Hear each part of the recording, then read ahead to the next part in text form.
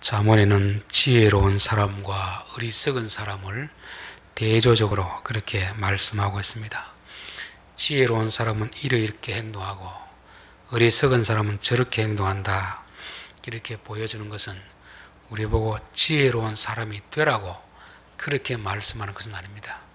지혜로운 자의 특징, 어리석은 자의 특징을 통해서 우리 자신을 돌아보라는 그런 것입니다. 예를 들면 남자와 여자를 구분할 때 남자는 머리가 짧고 여자는 머리가 길다, 이렇다는 것은 남자의 특징이 머리가 짧고 여자의 특징이 머리가 길다는 것이지, 남자가 머리를 길게 한다고 여자가 되는 것은 아닙니다. 우리가 지혜로운 자의 행동을 한다고 지혜로운 자가 되는 건 아닙니다. 성경이 말하는 지혜로운 자라는 것은 하나님께로 난 자를 말씀하고 있습니다.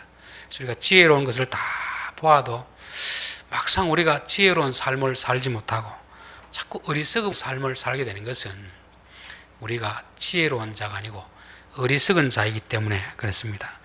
사도 바울은 로마서 7장에서 내가 원하는 바 선언하지 아니하고 도리어 원치 아니하는 바 악을 행한도다.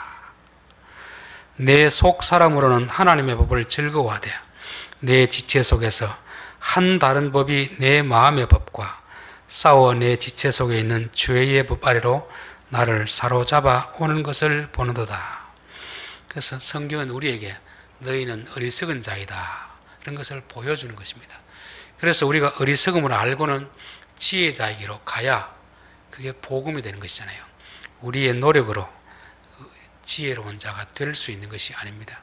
그래서 잠언을 자칫 오해하면 자꾸 도덕 윤리 교과서로 율법적으로 그렇게 오해할 수 있는데, 잠언은 우리에게 지혜로운 자가 되는 비결을 가르쳐 주는 것이 아니고, 지혜로운 자는 이런 행동을 하고 어리석은 자는 이런 행동을 하니까 그 거울에 비친 내 모습이 어떤가, 그래서 내가 지혜자인가 어리석은 자인가, 내가 어리석은 자라면은 지혜의 근원 대신 예수님께 가서 지혜로운 자로 새롭게 거듭나야 되는 것을 말씀하고 있습니다.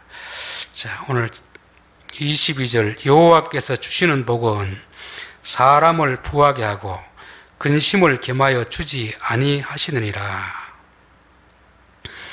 이걸 반대로 보면 사람이 자기 노력으로 얻는 복은 부하기는 할지 몰라도 근심도 같이 있다, 이런 뜻입니다. 우리들은 누구나 복을 받기를 원하고 또 부유해지기를 원하고 성공하기를 원합니다. 그런데 그 부와 성공이 하나님이 주시는 것이 있고 하나님이 주시지 않는데 사람이 자기 노력으로 얻는 그런 것이 있습니다. 성경 창세기 11장에 보면은 사람들이 바벨탑을 쌓아서 하나님처럼 되려고 하는 이런 것은 하나님이 주신 복이 아니고 자기 노력으로 획득하는 그런 복이었습니다. 그러나 창세기 12장에 보면은 하나님이 아브라함을 불러서 내가 너로 큰 민족을 이루고 내가 너에게 복을 주어 창대하게 하겠다, 그렇게 말씀했습니다. 세상에는 두 종류의 사람이 있습니다. 자기 스스로 복을 추구하고 자기 스스로 부자가 되려는 사람, 또 하나는 하나님이 복을 주시고 하나님이 부유하게 하시는 그런 사람이 있습니다. 사람이 자기 스스로 복을 만들게 되면 거기에는 부만 있는 것이 아니고 근심도 같이 따라오게 되었습니다. 하나님 주시는 복은 부만 있고 근심은 없다, 이렇게 말씀하고 있습니다. 우리가 이제 흔히 약을 먹으면 병이 낫기도 하지만 부작용이 나옵니다. 부작용. 그래서 어느 분이 글을 썼는데 보니까 자기가 참 큰 기대를 가지고 약대에 입학했는데 첫 시간에 그 유명한 약대 교수님이 칠판에 되게 크게 쓰더랍니다. 모든 약은 독이다 써놓더랍니다. 그때부터 자기 생각이 바뀌었답니다. 우리는 약이라고 생각하면 먹으면 다 좋다고 생각하는데 약에는 좋은 점도 있지만 부작용도 있다는 것을 우리가 알아야 됩니다. 세상에서 우리가 돈을 많이 벌면은 그게 다 좋은 것 같지만 천석군 천가지 걱정, 만석군 만가지 걱정이 있습니다. 높은 자리에 올라갈수록 좋은 점도 있지만 안 좋은 점도 있습니다. 세상의 모든 것들 하나님이 주시지 않고 사람이 인위적으로 만들어낸 그런 부와 성공 속에는 그 부와 성공만 있는 게 아니고 근심과 걱정이 아울러 같이 있는 것을 말씀하고 있습니다. 그래서 우리 성도들은 하나님이 주시는 복으로 만족하는 그런 삶을 누려야 됩니다. 하나님이 주시지 않는데 내 욕심으로 자꾸 인위적으로 그걸 만들어가면 뭐 조금 더 나아질 수는 있습니다. 좋은 자리에 올라갈 수는 있습니다. 그러나 반대로 또 근심과 걱정이 더 많아지게 되는 것을 말씀하고 있습니다. 잠언 23장 4절에 보면 부자 되기에 애쓰지 말고 내 사사로운 지혜를 버릴지어다. 내가 어찌 허무한 것에 주목하겠느냐. 정령이 재물은 스스로 날개를 내어 하늘을 나는 독수리처럼 날아가리라. 하나님이 우리에게 주시는 것으로 만족하면 되는데 사람들은 그것으로 만족하지 못하고 자기 욕심을 따라서 이래저런 방법으로 부를 축적을 합니다. 축적. 우리가 돈을 버는 것은 쓰려고 버는데 실컷 모아놨는데 이 돈이 마치 날개 달린 것처럼 독수리처럼 날아가 버리는 것입니다. 그러니까 열심히 모아놨는데 막상 쓰려고 보니까 아무것도 없는 것입니다. 그러니까 그런 허무한 것에 주목하지 마라 하는 것은 하나님이 주시는 복으로 만족하지 하나님이 주시지 않는데 억지로 욕심을 따라서 얻어봐야 아무런 쓸모가 없고 헛된 것이다, 그렇게 말씀하는 것입니다. 디모데전서 6장에도 보면은 우리가 먹을 것과 입을 것이 있은즉 족한 줄로 알 것이니라. 부하려 하는 자들은 시험과 올무와 여러 가지 어리석고 해로운 욕심에 떨어지나니 그 사람으로 파멸과 멸망에 빠지게 하는 것이라. 하나님이 주시는 복은 우리에게 정말 기쁨과 만족을 주는데 욕심으로 얻는 모든 성공은 우리를 파멸의 길로 이끈다고 말씀하고 있습니다. 자, 두 번째 23절, 미련한 자는 행악으로 낙을 삼는 것 같이 명철한 자는 지혜로 낙을 삼느니라. 이것을 풀어서 보면 미련한 자는 행악으로 낙을 삼고 명철한 자는 선행으로 낙을 삼느니라. 미련한 자는 어리석음으로 낙을 삼고 명철한 자는 지혜로 낙을 삼느니라. 이렇게 되어 있습니다. 예전에 참 우리나라 어려울 때는 먹고 사는 것이 문제였습니다. 그렇죠? 어떻게 하면 먹고 사는가 거기에만 관심을 가졌지 뭐 취미생활, 낙을 찾는다 이런 건 생각도 못했습니다. 근데 이제는 이제 먹고 사는 문제가 다 해결됐잖아요. 사람이 먹고 산다고 다 되는 게 아니잖아요. 그러니까 어떻게 하면 즐겁게 살 것인가, 어떻게 하면 낙을 누릴 것인가, 여기에 이제 관심을 가집니다. 이것은 모든 사람이 추구하는 거잖아요. 살아가는데도 즐거움이 있어야 되고 일을 하는데도 즐거움이 있어야 되고 그 즐거움을 다 추구하는데 추구하는 방식이 지혜로운 자가 추구하는 방식하고 어리석은 자가 추구하는 방식이 다릅니다.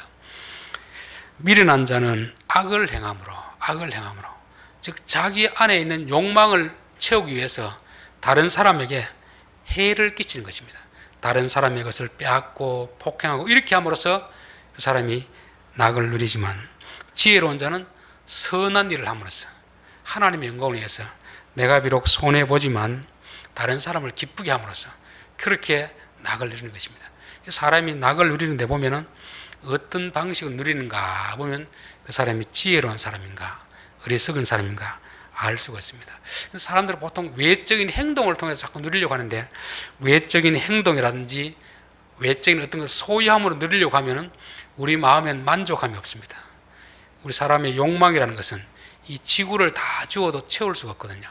근데 성경은 우리에게 그 외적인 것으로 낙을 추구하려고 하지 말고 내적인 것으로 추구하라 이렇게 말씀하고 있습니다. 요한복음 4장에 보면은 수가성 우물가에 있는 여자와 예수님이 하는 대화가 나옵니다. 요한복음 4장 13절에 예수께서 대답해 이르시되 이 물을 먹는 자마다 다시 목마르려니와 내가 주는 물을 먹는 자는 영원히 목마르지 아니하리라 이렇게 했습니다. 이거는 단어는 물을 쓰지만 사실은 물을 말하는 게 아닙니다. 이 여자가 선생님 그 물 나도 좀 주십시오 그렇게 하니까 예수님이 남편 데리고 와라. 남편 없습니다. 그러니까 그래 없다는 말이 맞다. 5명 있었지 않느냐. 그 남편도 너 남편이 아니고 지금 살고 있는 남편도 너의 남편이 아니다는 것입니다. 즉 이 여자는 무엇으로 낙을 삼았습니까? 남자로서 낙을 삼은 거죠. 아마 처음 결혼한 상대자는 돈이 많은 남자가 아니었을까 제 나름대로 추측해 봅니다. 돈이 있으면 자기가 할 수 있는 걸 하니까. 근데 돈 많은 남자와 결혼해 보니까 돈은 많은데 사랑을 주지 않습니다. 그래서 또 성격이 좀 좋은 사람, 성격 좋은 사람 만나보니까 성격은 좋은데 돈이 없어가지고 자기가 원하는 걸 해주지를 못하는 것입니다. 그래서 조금 유머 있는 사람 만나보고 또 잘생긴 사람 만나보고 이런저런 남자를 다 만나봐도 자기 마음에 만족감이 없고 6번째 남자를 데리고 살아도 만족감이 없는 것입니다. 그래서 예수님이 그 물 마시지 말고 내가 주는 물을 마시라 그렇게 하는 것입니다. 요한복음 7장 37절에 보면 명절 끝날 곧 끝날에 예수께서 서서 외쳐 가라사대 누구든지 목마르거든 내게로 와서 마시라. 나를 믿는 자는 성경의 이름과 같이 그 배에서 생수의 강물이 흘러나리라. 결국 이것은 우리가 무엇으로 만족할 것인가를 말씀하고 있습니다. 바깥 외적인 어떤 활동, 소유 이것을 통해서 만족하려고 하면 우리는 모든 것을 다 해도 만족감이 없습니다. 그러나 예수님을 믿고 성령님이 우리 안에 주시는 그 만족은 진정한 만족이 된다는 것을 말씀하고 있습니다. 이 지구 역사상에서 자기 하고 싶은 것을 다 해본 사람이 아마 솔로몬이 아닐까. 그는 금과 은과 보화를 넘치도록 가져봤습니다. 그리고 여자도 1000명이나 데리고 살아봤습니다. 그래도 공부도 할 만큼 다 했습니다.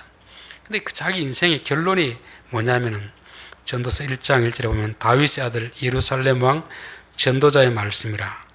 전도자가 이르되 헛되고 헛되며 헛되고 헛되니 모든 것이 헛되도다. 이 히브리어에서 똑같은 단어를 반복한다는 것은 그만큼 중요하단 말입니다.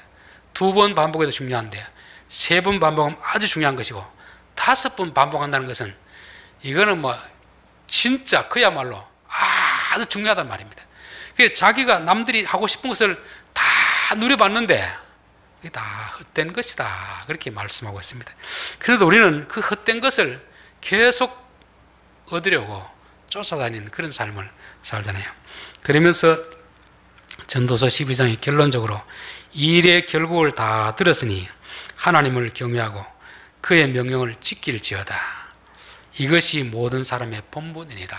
그래서 우리가 진짜 만족한 것은 어떤 세상적 성공이나 부를 얻어서 만족한 것이 아니고 하나님이 우리 안에 계심으로 인하여서 하나님의 말씀을 따라 살아가는 그게 진정한 만족이라 그렇게 말씀하고 있습니다. 자, 3번째 24절 악인에게는 그의 두려워하는 것이 임하거니와 의인은 그 원하는 것이 이루어지느니라. 여기서 악인이 두려워하는 것은 뭘 두려워하겠습니까? 두려워한다는 것은 이런 일은 일어나면 안 되는데 이런 일은 일어나면 안 되는데 그런 두려움이 있습니다. 두려움은 어디서 오느냐면은 죄에서 두려움입니다. 죄에서 두려움이에요. 가끔씩 보다 보면 이제 경찰차를 만날 때가 있습니다. 근데 평상시에는 경찰차가 지나가도 전혀 두려운 마음이 없습니다. 근데 어떤 경우는 그 신호가 애매할 때가 있거든요. 가야 될지 말아야 될지 그러다 아유 가버리자 싶어 가요. 갔는데 저 앞에 경찰차가 있으면 그 마음이 콩닥콩닥거립니다. 혹시 내 본 것 아닌가. 여기 이제 두려운 마음은 결국 죄에서 오는 것입니다. 사람은 누구나 죄가 있습니다. 지난날에 잘못한 허물이 있습니다. 사람들은 그 허물들이 다 드러나지 않기를 원하잖아요. 그때 아무도 본 사람이 없었는데 혹시 본 사람이 있더라도 말을 안 했으면 좋겠는데 그래서 다 숨기고 있는 거죠. 이거는 드러나면 안 된다. 그런데 늘 두려운 마음을 가지고 사는데 그것이 결국 드러나게 된다는 것입니다. 우리가 두려워하는 것들이 드러나게 되니까 하나님이 들추어내기 전에 우리 스스로 회개하는 것이 제일 좋습니다. 성경에 다윗과 요압이 나오는데 서로 사촌지간입니다. 다윗은 왕이고 요압은 군대 장관입니다. 근데 군대 장관이 왕의 말을 잘 안 듣습니다. 왕이 시킨 대로 하지 않고 자기 하고 싶은 대로 합니다. 이 장관을 내칠 수가 없습니다. 왜냐하면 다윗에게는 약점이 있거든요. 약점. 그 자기의 부하인 우리아의 아내를 간음한 겁니다. 근데 결국 그 아기가 비었습니다. 이걸 숨기기 위해서 군에 있는 자기 부하를 데려가지고 하룻밤 자도록 했습니다. 근데 이 부하가 너무 충성된 부하라서 다른 사람은 전쟁하고 있는데 제가 어떻게 가서 잘 수 있겠습니까? 안 가니까 2번을 버릇 안 갔습니다. 야, 그래서 자기의 잘못이 드러날 것을 두려워해가지고 요압 장군에게 가장 전투가 치열한 곳에 이 사람을 보내고 너희들 빠져나와라. 그래서 결국 그 부하는 죽게 되는 것입니다. 그런데 이 일은 잘 마무리됐는데 다윗의 마음속은 계속 두려움이 있습니다. 저 요압이 혹시라도 이 비밀을 사람들에게 이야기할 거 아닌가 늘 두려운 마음이 있습니다. 그래서 조금이라도 요압의 마음을 심기를 건드리지 않기 위해서 그러다 보니까 말을 안 듣지만 쫓아낼 수 없는 그런 마음이 있습니다. 그런데 하나님 나단 선지자를 통해서 잘못을 들추어내버립니다. 그때 다윗은 더 이상 내가 두려운 마음으로 살 수 없다. 언젠가는 날 것인데 하나님이 들추어냈을 때 내가 인정하겠다. 그래서 회개함으로 인해서 그 죄로부터 자유로운 것을 누리잖아요. 그렇죠?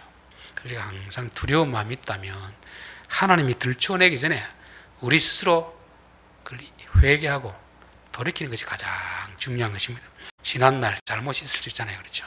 이게 안 드러나겠지 싶은데 늘 그 두려운 마음을 가지고 살거든요.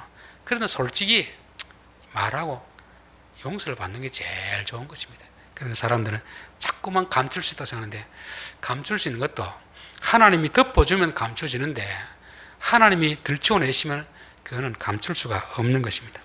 그런데 의인은 그 원하는 것이 이루어지느니라. 악인은 원하는 것이 이루어지지 않고 원치 않는 것이 이루어지고 의인은 원하는 것이 이루어진다는 것입니다. 그렇다고 뭐 우리가 기도한다고 하나님 다 들어주시느냐 그런 말은 아닙니다. 의인은 뭘 구하겠습니까? 내 욕심을 구하는 것이 아니고 하나님의 뜻을 구하는 것입니다.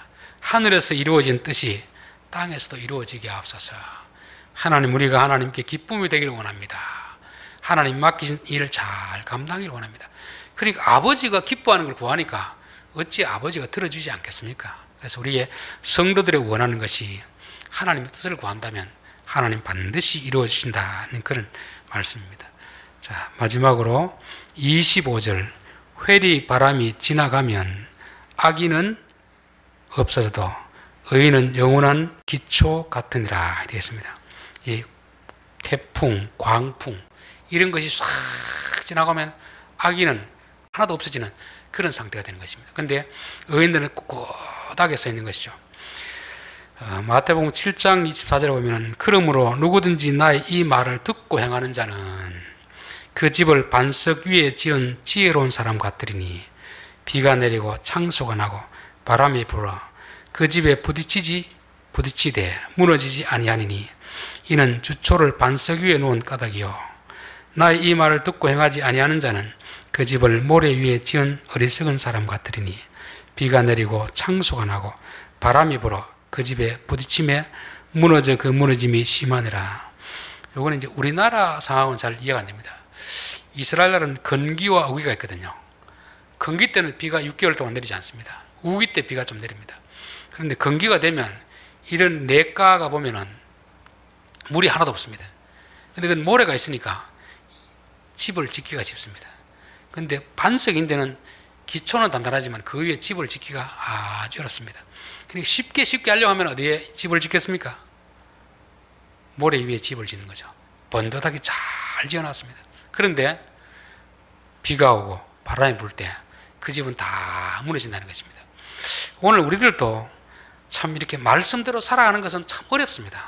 사람들은 적당하게 그냥 쉽게 그런 길을 가잖아요. 그렇게 하면 집을 짓기는 쉽습니다. 돈 벌기는 쉽습니다. 성공하기도 쉽습니다. 그러나 문제는 어려움이 닥쳤을 때 하나님이 심판하실 때 다 무너져 버린다는 것입니다. 그래서 우리들은 조금은 늦더라도 조금은 높은 집을 짓지 못하더라도 반석 위에 말씀대로 뚜벅뚜벅 걸어가는 것이 이게 진짜 지혜로운 사람이다 하는 것을 말씀하고 있습니다. 자, 오늘 결론입니다. 4가지를 말씀드렸습니다. 하나님이 주시는 복이 있고 우리가 인위적으로 만들어가는 그런 복이 있습니다. 하나님이 주시는 복은 우리로 하여금 부여하게 하고 만족하게 하고 기쁨을 누리게 하지만 우리가 인위적으로 욕망을 따라서 자꾸 그걸 불을 만들어가면 근심도 같이 따라온다. 근심. 마치 약에 작용이 있고 부작용이 있듯이 좋은 것만 있으면 얼마나 좋겠습니까? 오히려 그 높은 자리에 올라갈수록 더 위험한 그런 것이 있다는 것을 말씀해 주는 것입니다. 그렇기 때문에 우리 성도들은 너무 부자 되려고 애쓰지 말고 하나님이 내게 주시는 거기까지만, 그러면 진짜 그 부도 누리며 기쁨도 누리게 되는 것입니다. 자, 두 번째, 우리는 무엇으로 낙을 삼는가? 악인은 행악함으로 낙을 삼지만 명철한 자는 지혜로 낙을 삼느니라. 우리가 좋은 일을 하면서 우리가 낙을 누려야지, 남의 것을 빼앗아서 내가 채우는 이런 삶은 어리석은 삶이 되는 것입니다. 더 중요한 것은 외적인 것을 통해서 낙을 누리는 것이 아니고 내적인 것을 쌓아감으로써 낙을 누려야 됩니다. 그래서 외적으로 소유함으로써 낙을 누리려고 하면은 이 지구를 다 가져도 만족하지 못합니다. 예수님은 수가성 우물가 여인에게 했던 것처럼 내가 주는 물을 먹는 자마다 영원히 목마르지 아니하리라. 그래서 우리가 하나님으로 인하여서, 성령님으로 인하여서 만족을 누려야 진정한 만족을 누릴 수 있다는 것입니다. 자, 세 번째, 악인의 두려워하는 것이 이루어지고 의인은 원하는 것이 이루어진다는 것입니다. 우리가 죄를 지으면 드러나지 않았으면 하는 바람이 있지만 그게 내 바람대로 안 되잖아요. 하나님은 그 지난날의 과거를 다 들추어내버립니다. 그렇기 때문에 우리에게 숨겼던 그런 죄들이 드러날 때는 인정하는 것이 제일 중요합니다. 자꾸 덮는다고 덮어지는 게 아니거든요. 우리가 드러나기 전에 성령께서 깨닫게 해주시면 우리가 인정하고 회개하는 것이 가장 지혜로운 삶입니다. 그리고 의인의 소원은 하나님께서 반드시 이루어준다. 비록 때가 언제일지는 몰라도 우리가 하나님 뜻을 이루기 위해서, 하나님이 기뻐하는 것을 위해서 무슨 기도를 하면 하나님 반드시 이루어 주신다는 것입니다. 자, 폭풍우가 몰아칠 때 악인의 존재는 사라지지만 의인은 그대로 든든하게 서 있게 된다는 것을 말씀하는 것입니다. 우리가 세상 사람들이 쉽게 편하게 돈 많이 번다고 부러워할 필요 없습니다. 한순간에 다 날아갑니다. 한순간에. 우리는 조금 더딘 것 같지만 하나님 말씀을 쫓아서 천천히 그렇게 사는 것이 지혜로운 삶이 될 줄 믿습니다. 기도하겠습니다.